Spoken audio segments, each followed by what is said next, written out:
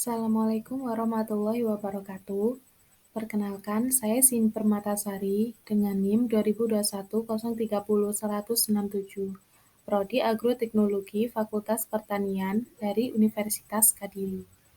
Di sini saya akan memaparkan tentang integrated farming dengan judul Model Pertanian Terpadu Tanaman Hortikultura dan Ternak Sapi untuk Meningkatkan Pendapatan Petani. Tanaman hortikultur merupakan tanaman yang sangat penting di kehidupan.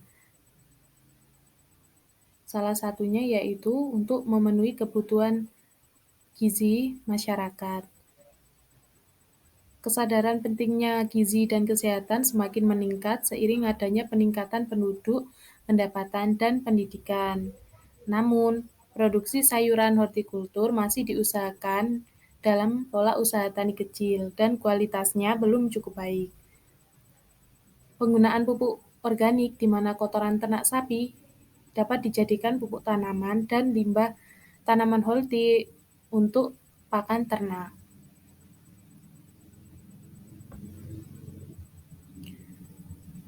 Produktivitas tanaman hortikultura yang mendukung pengembangan ternak sapi.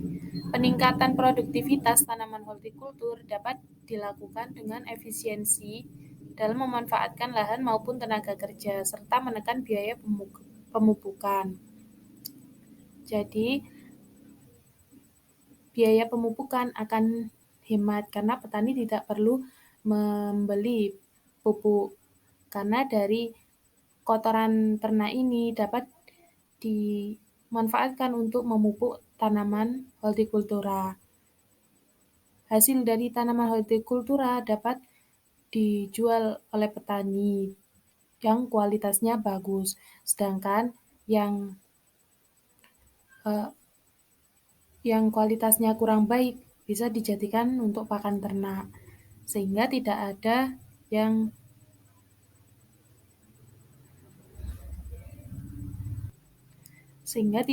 yang tidak maksimal.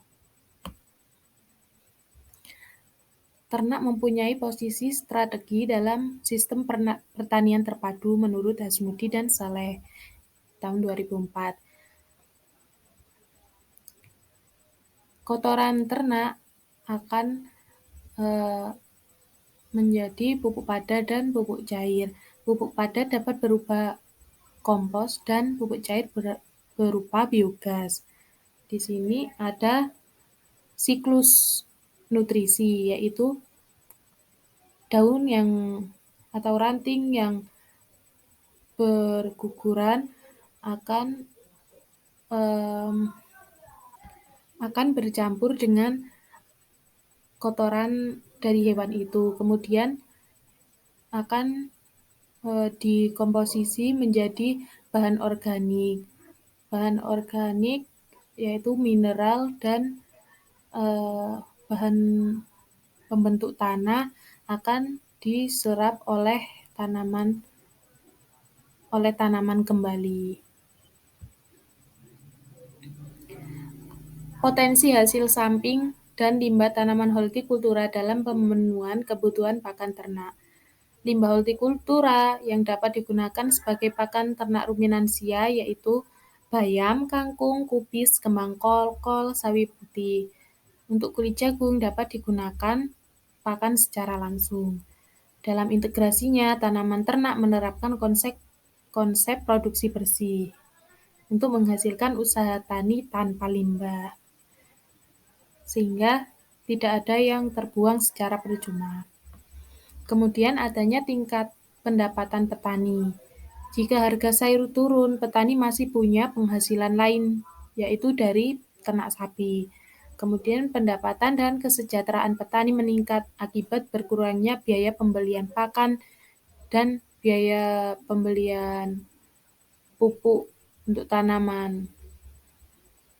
Karena dapat memanfaatkan limbah tanaman sebagai sumber pakan dan dapat memanfaatkan kotoran ternak menjadi pupuk. Peningkatan diversifikasi usaha terhadap kotoran ternak bisa dijadikan biogas atau usaha pupuk.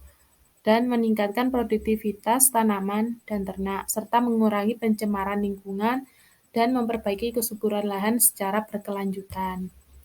Terima kasih. Wassalamualaikum warahmatullahi wabarakatuh.